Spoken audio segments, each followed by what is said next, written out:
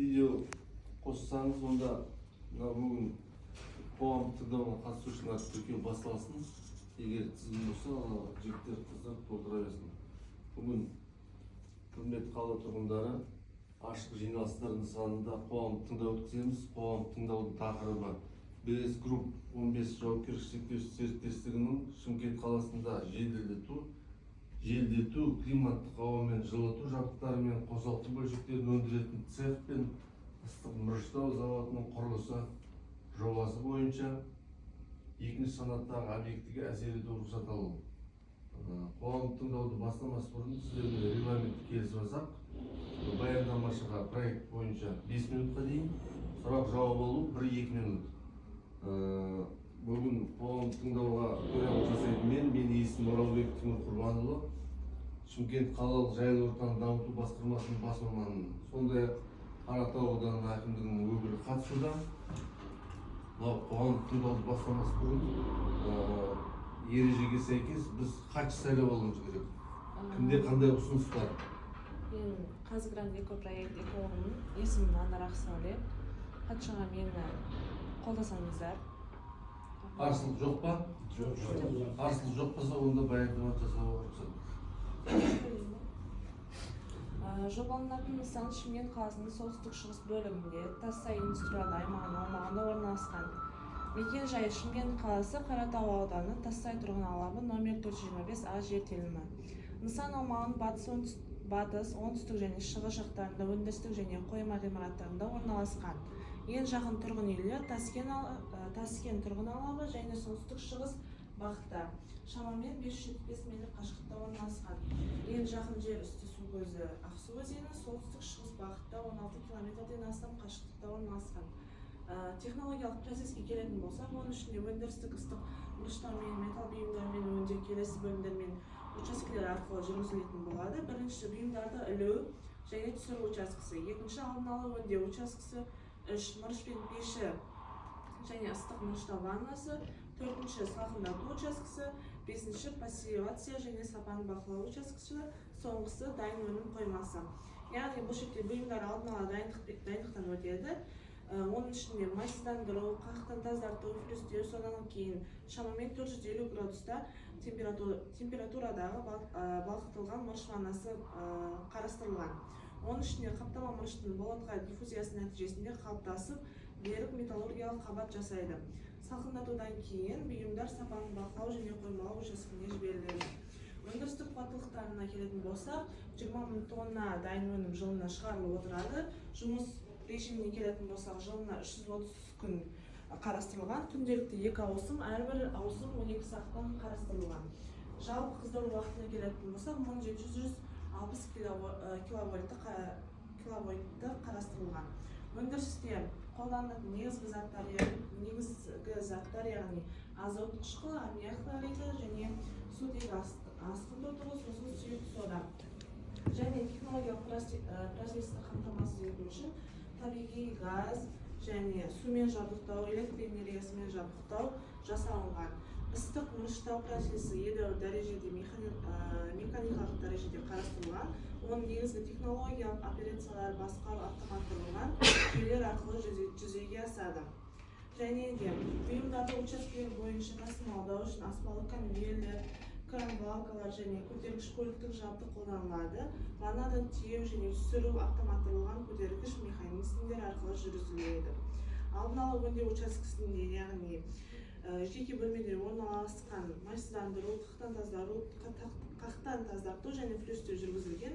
Оның ішінде жергілікті сорғыш вентиляция арқылы жүйесімен жабдықталған. Ластанған ауа қышқыл тұманы жинау және бейтараптандыруға арналған суытқыш газ тазарту жүйесіне жіберіледі. Ыстық мырыштау ашылмалы есіктер бар жабық ғимараттарда жүргізіледі. Түтін бөлінуі локализацияланған. Түтінді шығару құрғақ тазарту жүйесі арқылы рукавты фильтр көмегімен жүзеге асады. Барлық ластаушы заттар аспирациялық жүзеге арқылы сүзгіге жіберіледі. Жылумен қамтамасыз ету ол бірінші қазандықтары бар. Яғни газ шығыны түтін газдарынан шығару үшін диаметр арқылы көптеген металл мұржақ қарастырылған. Алдын ала өңдеу кезеңінде бірінші майыстандыру. Оның мақсаты майлы ластануды кетіру. Ал одан кейін бізде қақтан тазарту, яғни болат бетіндегі тот пен оксидтердің жаңағы тұз қышқылдарын алу. Үшінші бізде екінші реттік шаю, яғни қышқылдар мен тұз қалдықтарын кетіру үшін арналған. Ал төртінші бізде плюстер, ол бұйымдар, аммоний мен мырыш хлоридтердің ерітіндісі бар ваннаға түсіру. Және бесіншісі ол ыстық мырыштау. Оның ішінде жаңағы 1-10 минутта мырыш булары аспирациялық жүйе арқылы фильтрлеуге жіберіледі. Алтыншысына келетін болса, яғни салқындату.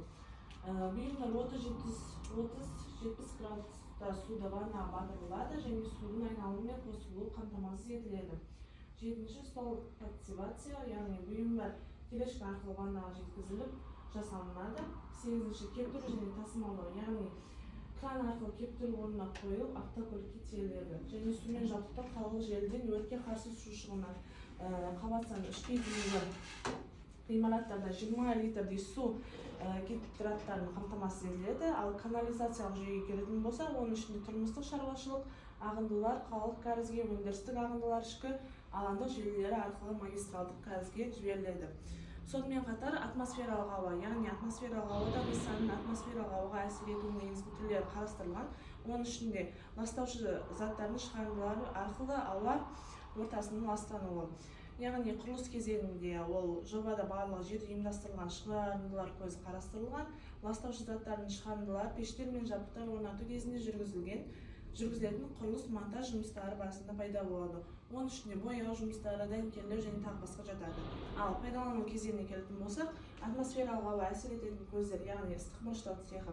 Бірінші бетті дайындау ванналары, мырыштау және өзгердің лабораторияларында табиғи газбен жұмыс істейтін қазандық, автостоянка және беттік дайындау ванналары, сосын жабдықпен жұмыс жасау уақыты, ыстық мырыштау пеші және термиялық лаборатория, термиялық өңдеу тобы қарастырылған.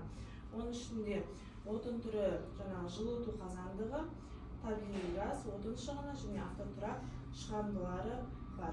Яғни жер үсті және жер асты суларын келетін болса, қарастырылып отырған аумақтың ішінде ең ірі су ағыны Ақсу өзені, ол құрылыс алаңының шамамен 16 км солтүстік-шығыста ағады. Су қорғау аймағы мен қорғау жолағына кірмейді.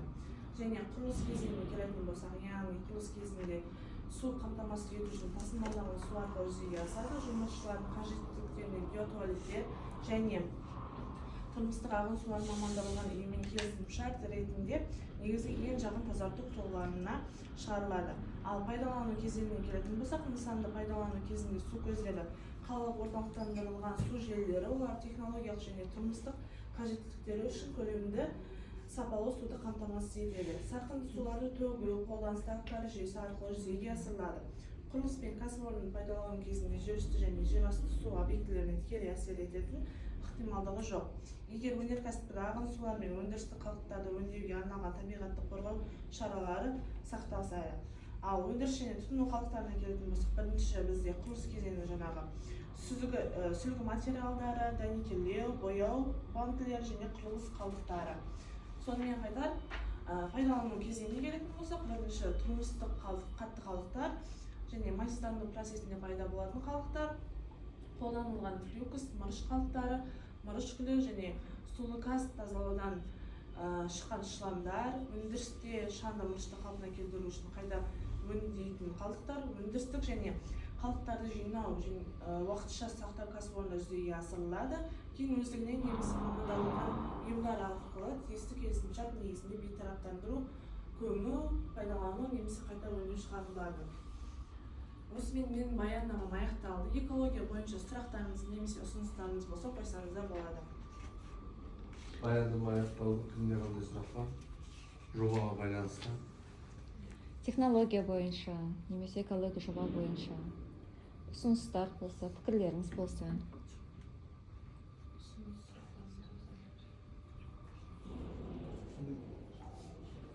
Біз групптың өкілі бар ма? Yanınızda отырмын. Zoom'да қатысып отқан азаматтар бар ма? Жоқ. Zoom'да қатысып отқан азаматтар сұрақтарыңыз бар ма?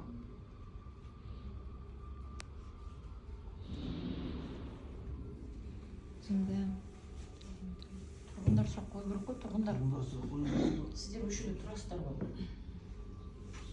Уайымдау керек. Негізінен бәрі түсінікті ма технология бойынша? Ешқандай неміз жоқ жаңағы. Экология.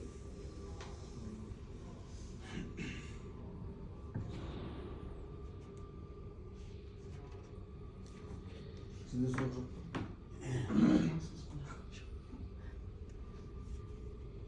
Айтыңыздар, ұсыныс пікірлер. Тұрғындарға жайлы болу керек. Сіздер тыңдауға келдік қой.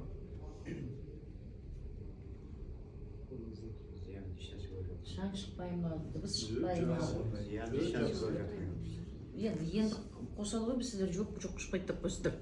Енді қосайын деп отыр ғой. Жоқ, анандай заводтар емес та, түтін шығып, бір нәрсе жағып жатқан заводтар емес. Мысалы да, экологияны бұзатындай, Алла шүкір бәрі тап-таза болып тұрады. Жобаға қарсылық жоқ па сонда? Жобаға қарсылық жоқ.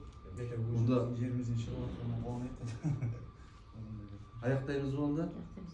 Онда барлықтарыңызға рахмет. Қоғам тыңдау аяқталды. Сау болыңыздар.